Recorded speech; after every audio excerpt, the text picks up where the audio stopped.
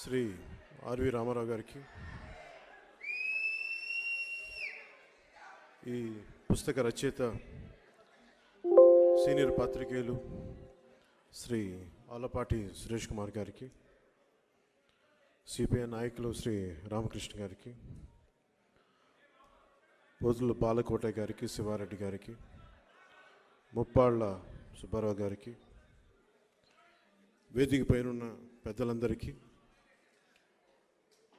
Telugu Desam party జాతీయ అధ్యక్షులు మాజీ ముఖ్యమంత్రి శ్రీ నారా చంద్రబాబు నాయుడు గారికి, ఈ సమావేశానికి వచ్చిన తెలుగుదేశం నాయకులకి, పెద్దలకి, మహిళలకి, అమరావతి రాజధాని ఉద్యమంలో పాల్గొన్న ఆడపడుచులందరికీ, నాయకులందరికీ పేరు పేరున నా హృదయపూర్వక ధన్యవాదాలు, హృదయపూర్వక నమస్కారాలు.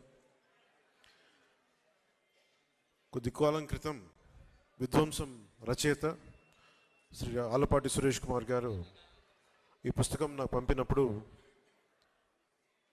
కొంత మొత్తం చదవలేదు, కానీ ఒక 40 నుంచి 50 పేజీలు చదవడం జరిగింది. ఇందాక ఆయన చెప్తున్నట్టుగా ఒక రచయిత ఏ ప్రయోజనాలను ఆశించి రాశారు, ఎవరి పక్షాన్ని నిలబడి రాశారు అని నాకు ఆయన ఇప్పుడు చెప్తుంటే నాకు అర్థమైంది, కానీ చదువుతుంటే నాకు ఒకటే అనిపించింది, ప్రజల పక్షాన్ని వహించి రాశారు ఈ పుస్తకం. చదివిన మొట్టమొదటి పేజీలోనే నాకు అర్థమైంది, ఈయన ఎవరి పక్షం తీసుకోలేదు.